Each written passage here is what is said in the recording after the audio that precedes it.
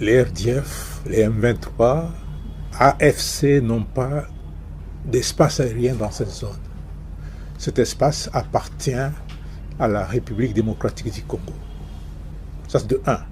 De deux, ceux qui s'émeuvent, ce sont les gens qui ne connaissent pas les Rwandais et surtout l'armée rwandaise. C'est un voleur qui crie au voleur. Et c'est une stratégie qu'ils ont l'habitude d'utiliser. Et pour preuve, nous, on n'a jamais violé le cessez-le-feu, aucunement. Ce sont les RDF qui viennent attaquer nos positions et surtout les positions qui sont aujourd'hui vers le Grand Nord, notamment la position de Kikuvo. Et dans les massifs, ils sont en train de forcer pour occuper tout le massif en violation flagrante du cessez-le-feu. Et ils imputent cette violation au FARDC. Et d'ailleurs, il faut être précis, l'hélicoptère qui aurait survolé cet espace-là, qui disent que c'est un espace qui leur appartient alors que c'est un espace de la RDC, cet hélicoptère n'appartient pas au FARDC. D'après les informations que j'ai reçues, c'est un hélicoptère de l'armée ougandaise qui voulait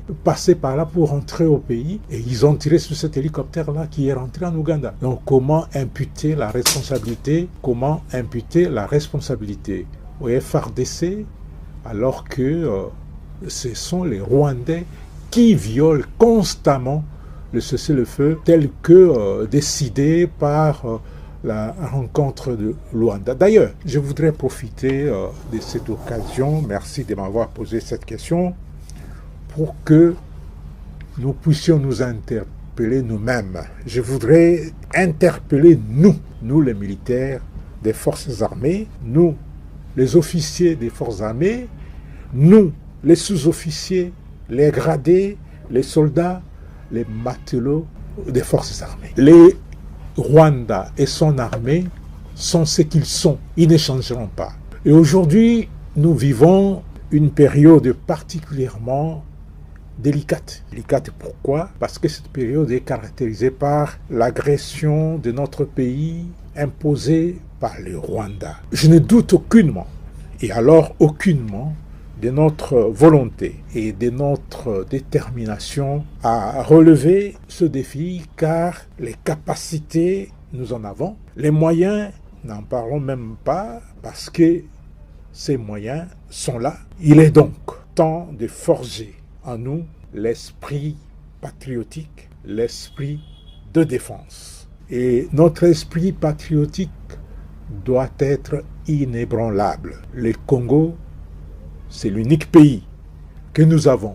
Le Congo, c'est le précieux patrimoine commun nous légué par nos aïeux. Le Congo, c'est notre espace de vie. Le Congo, c'est notre raison d'être. Le peuple congolais attend de nous, défenseurs de la nation. Le peuple congolais attend de l'armée, socle de l'unité nationale, la défense de l'intégrité territoriale de notre pays, la défense de nos frontières. Le peuple congolais attend de nous que nous puissions tout mettre en œuvre pour récupérer tous les espaces que nous avons perdus. Oui, on a perdu des espaces, on a perdu des batailles, mais la victoire nous appartient. La victoire finale, c'est nous et sera à notre compte. Et je ne doute pas de la détermination du militaire congolais, accompagné par l'ensemble du peuple du Congo, pour que ce défi soit levé. C'est une question de vie ou de mort. C'est une question existentielle. Donc, nous devons tout mettre en œuvre pour que tout ce qui a été perdu comme espace soit récupéré, que nous ramenions la guerre d'où elle est venue. Où la RDC existe comme un État, comme une nation avec ses 2 345 410 km², où le Congo disparaît de la carte de l'Afrique et nous devenons esclaves des Rwandais. Tel que je connais les militaires congolais, tel que je connais le peuple congolais, cette deuxième hypothèse n'arrivera point. Elle n'arrivera jamais. Battons-nous sous l'impulsion du commandant suprême de notre armées, l'accompagnement du gouvernement de la République démocratique du Congo et les commandements du chef d'état-major général des forces armées, toute la posture militaire a été mise en place pour nous rendre capables de faire face à toutes les éventualités. Luttons pour la nation, levons-nous, combattons, défendons notre pays jusqu'à la dernière goutte de sang.